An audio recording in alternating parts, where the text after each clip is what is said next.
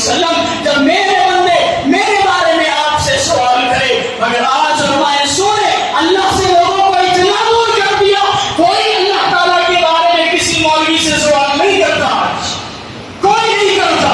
بتائیے اور پوچھیے اپنے علماء کرام سے کہ عالم صاحب دن بھر میں کتنے سوال آپ کو ایسے آتے ہیں کہ بندہ آ کے پوچھے کہ اللہ تعالیٰ سے مجھے محبت ہے، بتائیے اس محبت کا تقاضا کیا ہے؟ پوچھیے عالم صاحب سے کہ دن بھر میں کتنے ایسے سوال کرنے والے آپ کے پاس آتے ہیں جو اللہ کے صفت کے بارے میں آپ سے سوال کرتا ہو، جو اللہ تعالیٰ کی پسند اور ناپسند کے بارے میں آپ سے سوال کرتا ہو۔ اللہ تعالیٰ قرآن کریم میں پیارے نبی صلی اللہ علیہ وسلم سے کہہ رہے ہیں، اے محمد صلی اللہ علیہ وسلم جب میرے بندے میرے بارے میں آپ سے سوال کرے تو کہنا انی قریب، میں ان کے قریب ہوں، اجیب دعوت الداعی اذا دعان، جب وہ مجھ سے مانگتے ہیں تو میں ان کی پکار کو سنتا ہوں۔ اللہ فلیستجیبوا لی ولیؤمنوا بی لعلہم یرشدون، ان کی دعا کو قبول کرتا ہوں۔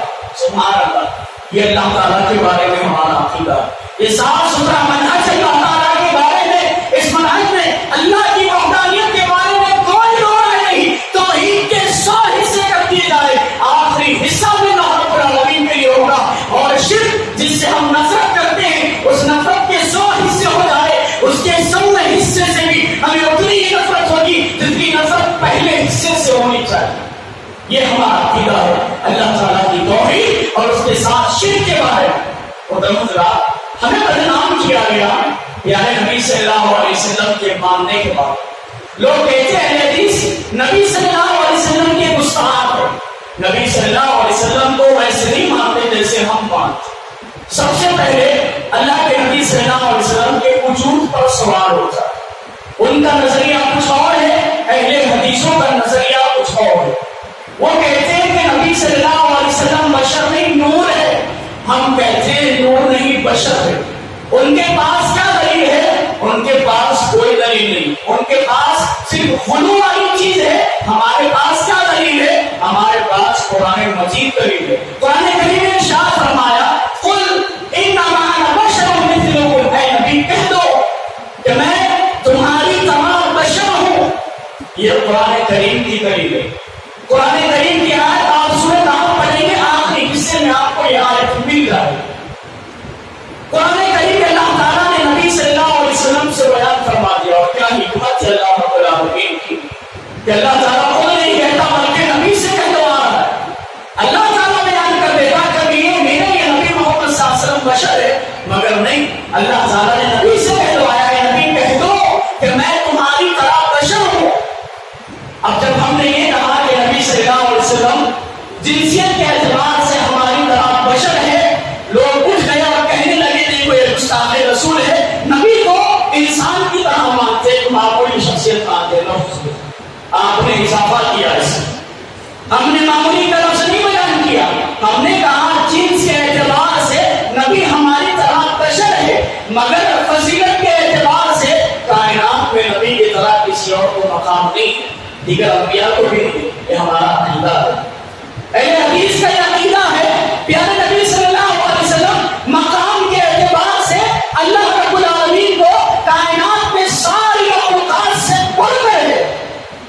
اللہ رب العالمین نے اپنے نبی کی اس قدر تعظیم کی، اہل حدیث کیسے اس کی حرمت کرے، اہل حدیث اس شخصیت کی کیسے گستاخی کرے جو اپنے بیانوں میں، جو اپنے کتابوں میں ہر وقت ہر لمحہ انہی کا نام لیتے ہیں اور انہی پر درود و سلام بھیجتے ہیں۔ ان کے علاوہ ہماری مجلسوں میں کسی شخصیتوں کا ذکر نہیں ہوتا، اس کے بارے میں یہ کہنا کہ یہ لوگ گستاخ رسول ہے۔ ارے اللہ رب العالمین نبی صلی اللہ علیہ وسلم کی تعظیم کرنا ہمیں کیسے سکھلاتا ہے؟ اب دیکھیے قرآن مجید میں اللہ رب العالمین نے نبی صلی اللہ علیہ وسلم کی کیسے تعظیم کی۔ اللہ تعالیٰ نے بہت سارے انبیاء کرام سے بھی کام کیا، کہا یا آدم، اے آدم کہہ کر کے حضرت آدم علیہ السلام کو بلایا۔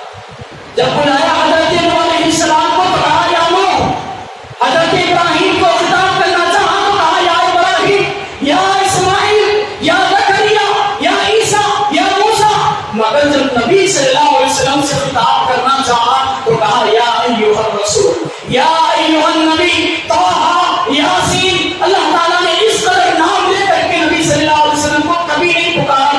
قرآن مجید میں آپ تلاش کر لیجیے، آپ تلاش کر لیجیے، اللہ نے قرآن کریم میں یا محمد کہہ کر کے نہیں پکارا، جب بھی پکارنا ہو یا ایھا المزمل، یا ایھا المدثر، یا ایھا النبی، یا ایھا الرسول کہہ کر کے پکارا۔ یہ تعظیم ہے پیارے نبی صلی اللہ علیہ وسلم کی ہمارے نظروں میں، مگر جنسی اعتبار سے قرآن کریم کی آیت کی روشنی میں ہم نبی صلی اللہ علیہ وسلم کو بشر مانتے ہیں۔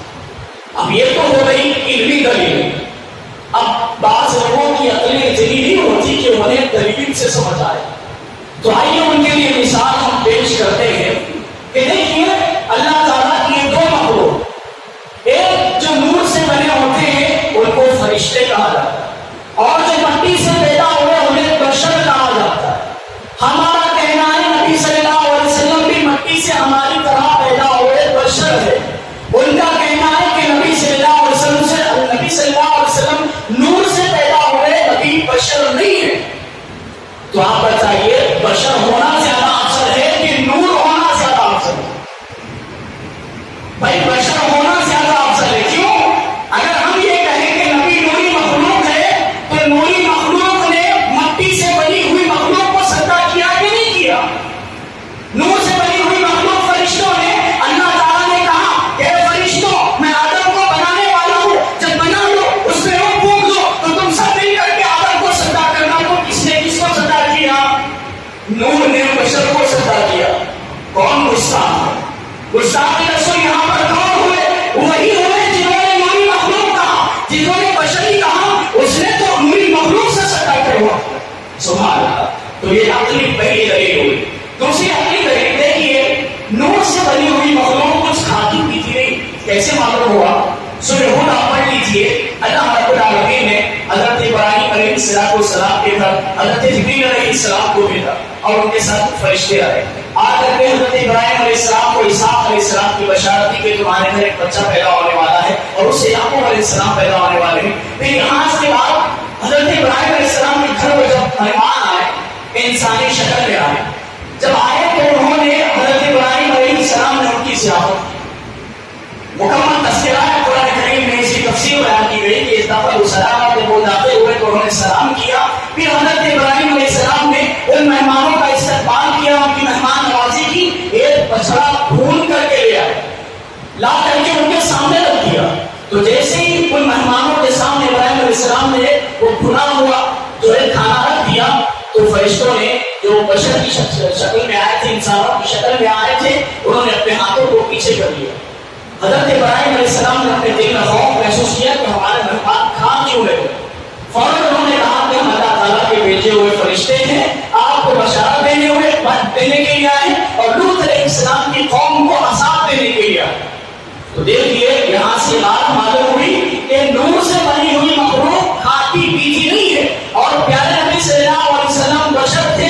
دلیل یہ ہے کہ آپ صلی اللہ علیہ وسلم کھاتے تھے اور آپ روزہ بھی رکھتے تھے، اور آپ کے کھاتے وقت کھانے کے آداب بھی سیکھ رہا ہے۔ اس بات پر دلالت کرتی ہے کہ نبی صلی اللہ علیہ وسلم نور سے بنے ہوئے نہیں تھے، اگر ہوتے تو آپ صلی اللہ علیہ وسلم کو کھانے پینے کی حاجت نہیں ہوتی۔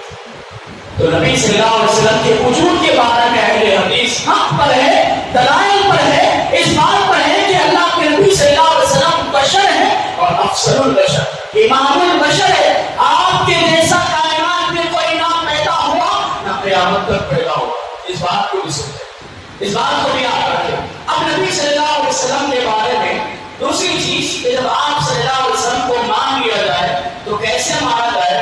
لوگ کہتے ہیں کہ اللہ کے نبی صلی اللہ